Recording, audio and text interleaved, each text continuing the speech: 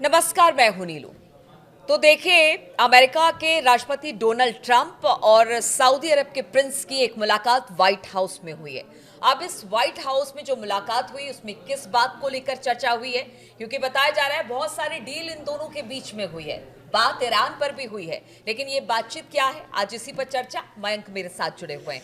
मयंक, जो बातचीत हुई, बैठक हुई ट्रंप और सऊदी प्रिंस की, किस तरह की बातचीत है और इस बातचीत में क्या कुछ निकलकर सामने आ रहा है, जिसमें ईरान का भी जिक्र हुआ है? देखिए, पूरी दुनिया की नज़रें थी इस मुलाकात पर। डोनाल्ड ट्रंप और क्राउन प्रिंस मोहम्मद बिन सलमान वाइट हाउस गए। वाइट हाउस में मुलाकात हुई डोनाल्ड ट्रंप से और उसके बाद 45 मिनट तक उन्होंने रिपोर्टर्स से चर्चा की, बात की। और देखिए, इस विजिट के दौरान कई बड़ी डील्स हुई हैं। हम आपको शॉर्ट में बताएंगे कि 5 बड़ी डील्स क्या रहीं। देखिए, पहली बड़ी डील ये हुई है कि न्यूक्लियर एनर्जी को लेकर सऊदी और अमेरिका के बीच में एक बड़ा समझौता हुआ है। दोनों देशों ने सिविल न्यूक्लियर एनर्जी पर एक जॉइंट डिक्लेरेशन को मंजूरी दी है, जो नॉन प्रोलिफरेशन स्टैंडर्ड के हिसाब से दशकों से चली आ रही कई अरब डॉलर की न्यूक्लियर एनर्जी पार्टनरशिप के लिए मजबूत आधार प्रदान करेगा। यानी जो सिविल इस्तेमाल के लिए जो न्यूक्लियर एनर्जी है, इसको लीगली कैसे दोनों देशों के बीच में एक बड़े लीगल डील का एक रास्ता इसमें साफ किया गया। बात नंबर 1। बात नंबर 2, F-35 जेट्स की डील हो गई है। इसको डोनाल्ड ट्रंप की तरफ से भी मंजूरी मिल गई है कि आने वाले कुछ दिनों में अमेरिका जो है वो सऊदी को F-35 जेट्स देगा। अब ये बात पर मुहर लग चुकी है। तीसरी बड़ी डील है, 100 अमेरिकन टैंक्स दिए जाने हैं सऊदी अरब को। 100 अमेरिकी टैंक्स जो हैं वो सऊदी अरब को दिए जाएंगे। तीसरी बड़ी बात है। चौथी बड़ी बात है कि सऊदी ने 600 अरब डॉलर से बढ़ाकर $1 ट्रिलियन का निवेश करने का वादा किया है अमेरिका से। अभी तक सऊदी का अमेरिका में जो इन्वेस्टमेंट था वो 600 अरब डॉलर का था। अब इसको बढ़ा के $1 ट्रिलियन का निवेश करेगा सऊदी अमेरिका में। और पांचवी और सबसे अहम बात, अमेरिका ने सऊदी अरब को मेजर नॉन नेटो एलाई का स्टेटस दे दिया है। देखिए, नेटो जिस तरह से नेटो कंट्रीज हैं उसमें यह माना जाता है कि एक भी देश पर हमला हुआ तो वो सब देशों पर हमला माना जाएगा, इस तरह का पैक्ट है। लेकिन इसके अलावा भी कई देश ऐसे हैं जो स्ट्रैटेजिकली अमेरिका के लिए इम्पॉर्टेंट है, जिसको वो अपना एलाई मान के चलता है। उनको ये दर्जा दिया जाता है। 19 देशों को ये दर्जा है और अब 20वां दर्जा जो है वो सऊदी को दिया गया है, जिसे मेजर नॉन नेटो एलाई कहा गया है। यानी कि एक प्रकार से मेजर नॉन नेटो एलाई होने का फ़ायदा सऊदी को ये होगा कि हथियार जो है वो बड़ी आसानी से ट्रांसफ़र हो पाएंगे। जो आम एम्यूनिशन से ज़रूरी जो लीगल बाधाएं हैं वो इजीली पार हो पाएंगी। और एक प्रकार का बड़ा इस तरह का अंडरस्टैंडिंग रहेगी कि आप पे अगर कोई देश हमला करता है तो हम आपकी मदद करेंगे। लेकिन हालांकि इसका कोई रिटन एस्पेक्ट नहीं होगा। जब आप नॉन नेटो अलाई कहते हैं, मेजर नॉन नेटो अलाई का दर्जा दिया जाता है, तो ये कंपल्शन नहीं होगा कि अगर सऊदी पर हमला होगा तो अमेरिका मदद को आएगा ही। लेकिन एक प्रकार का यह भरोसा होगा कि अगर आप पे किसी तरह का कोई हमला होता है तो हम मदद के लिए खड़े हैं। ये पांचवी बड़ी बात है, मेजर नॉन नेटो अलाई। देखिए, ये 5 बड़ी डील्स हुई हैं इसमें, लेकिन जो सबसे अहम बात थी वो ये थी कि ईरान को लेकर क्या बात हुई है। देखिए, कल एक बात ऐसी हुई जिसको लेकर ईरान में ज़बरदस्त गुस्सा देखा जा रहा है इस मीटिंग को लेकर। देखिए, डोनाल्ड ट्रंप जब बात कर रहे थे, सऊदी प्रिंस भी, जो क्राउन प्रिंस जो है मोहम्मद बिन सलमान, वो भी उनके साथ थे, डोनाल्ड ट्रंप भी उनके साथ थे। और इस बात करने के दौरान जो है ट्रंप ने ये कहा, Trump has claimed that Saudi Arabia allowed United States to attack Iranian facilities, praising Riyadh for its support during escalating regional tensions. Donald Trump ने सऊदी की तारीफ करते हुए ये कहा कि ईरान पर हमला करने में सऊदी ने मदद की। ये बात डोनाल्ड ट्रंप ने कही और प्रेस के सामने ये बात कही कि जो हमले हमने किए ईरान की न्यूक्लियर फैसिलिटीज़ के पर जो हमले किए उसमें सऊदी ने हमारी मदद की, ये बात उन्होंने कही। और इसके साथ ही जो है बात जब ये हुई ईरान की, अच्छा, इसमें गौर करने वाली बात यह है, इसी दौरान डोनाल्ड ट्रंप ने जो है अपने हथियारों की भी बात की, अपने मिसाइल्स की भी बात की कि हम बहुत अच्छी मिसाइल्स बनाते हैं। ये सब ईरान के रेफरेंस में ही बात हो रही थी।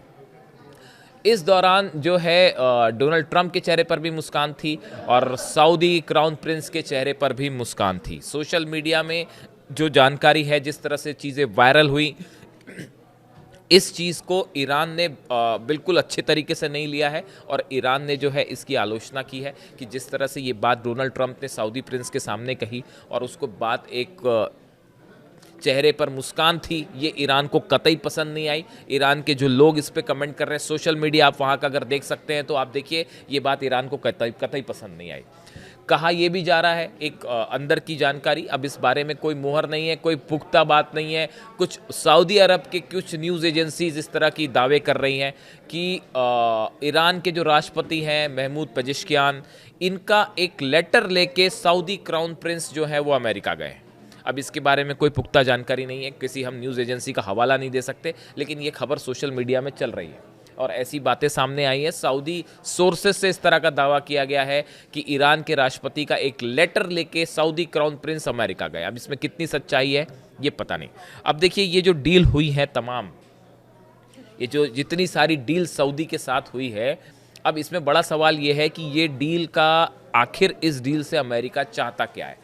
देखिए इंटरनेशनल रिलेशंस में जब भी कोई डील होती है तो बिना फायदे की कोई डील नहीं करता।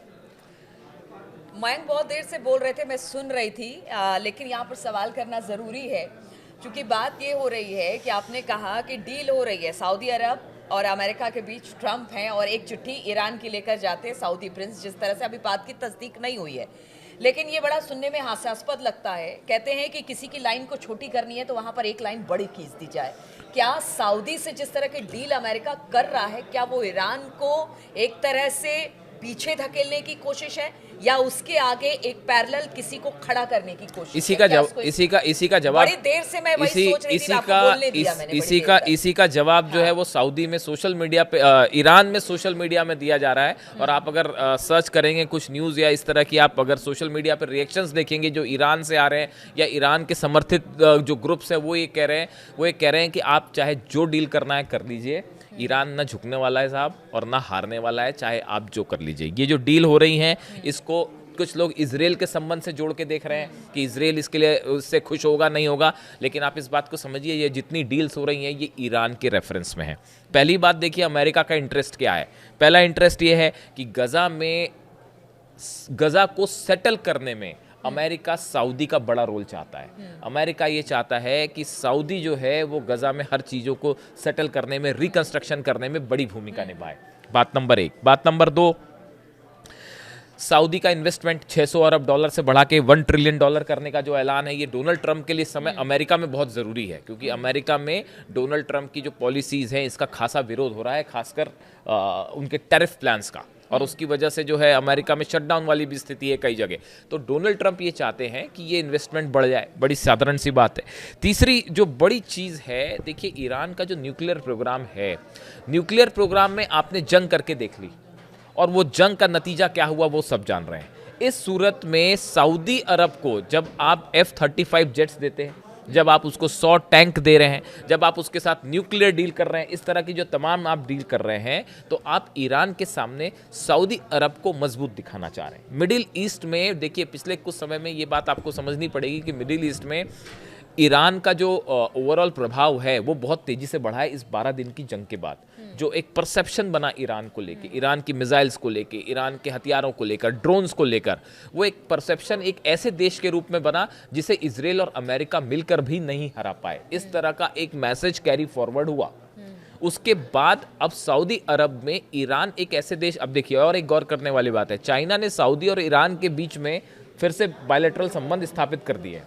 पहले दोनों देशों में आपस में बात भी नहीं हो रही थी। स्थापित कर पाया है, भले विश्वास ना भी हो पाए, लेकिन अमेरिका को ये चिंता हमेशा सताएगी कि अगर सऊदी और ईरान के बीच में हालात पहले से बेहतर हो जाते हैं, संबंध पहले से बेहतर हो जाते हैं, तो ये किसी भी रूप में अमेरिकन इंटरेस्ट को सूट नहीं करेगा। और क्या अब जो सऊदी है वो अमेरिका को नाराज करके ईरान से बिल्कुल नहीं, कोई चांस ही नहीं है। ये मतलब ये सारे समीकरणों को बिल्कुल, हाँ देखिए अभी असल में क्या हो रहा है, मिडिल ईस्ट में बड़े सारे प्लेयर्स आ गए हैं। चाइना की भी एंट्री है, रूस की भी एंट्री है। ये सब चीज़ें जो हो रही हैं इसमें चाइना और रूस का भी बड़ा प्रभाव चल रहा है। अभी एक बैठक चल रही है जिसमें रूस के जो टॉप मोस्ट न्यूक्लियर साइंटिस्ट है वो और ईरान के टॉप मोस्ट न्यूक्लियर साइंटिस्ट की बैठक हो रही है।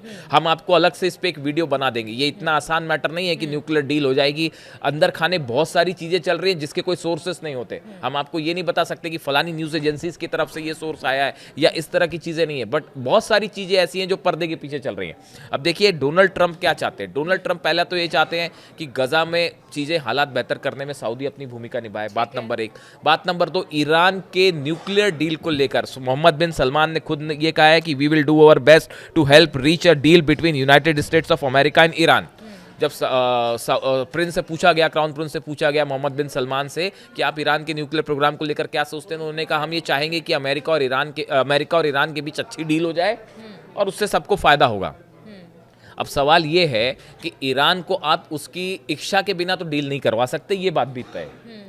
ये बात भी तय हो चुकी कि ईरान को आप दबाव, हाँ ये क्लियर है, बहुत पीछे का भी नहीं, अभी कुछ हाल फिलहाल का इतिहास। तो आप देखिए, आप अगर ईरान के मिसाइल प्रोग्राम को रोकने की कोशिश करेंगे तो ईरान उसके लिए तैयार नहीं है। अगर आप उस पर ये चाहेंगे कि न्यूक्लियर एनरिचमेंट ही रोक दे, ईरान उसके लिए भी तैयार नहीं है और ना ही दबाव में आएगा। अब इस सूरत हाल में बड़ी साधारण सी बात है कि सऊदी को आप मजबूत करना चाह रहे हैं तो वो मजबूत आप इजराइल के खिलाफ नहीं करना चाह रहे, वो उसको ईरान के खिलाफ मजबूत करना चाह रहे हैं। तो ये सऊदी और ईरान के बीच में जो एक जो पावर गेम है इसको फिर से एक प्रकार से बढ़ावा देने की बात है और उसमें सऊदी को भारी दिखाने की कोशिश है, इसलिए ये F-35 जेट्स की डील हुई है। और दूसरी बात, डोनाल्ड ट्रंप का ये कहना कि जब हमने हमले किए थे तो सऊदी ने हमें अलाउ किया था हमला करना, तो इसका इनडायरेक्ट मतलब अगर हालात कभी ऐसे बनते हैं करेक्ट कि अगर ईरान के खिलाफ अमेरिका खड़ा होता है तो क्या इसी का इस्तेमाल होगा? बिल्कुल, अगर जंग की बात होगी। देखिए डोनाल्ड ट्रंप के कहने का क्या मतलब था। डोनाल्ड ट्रंप के कहने का मतलब जो एक्सपर्ट्स निकाल रहे हैं वो ये था कि सऊदी ने अपने एयर स्पेस का इस्तेमाल करने दिया ईरान पर हमला करने के लिए।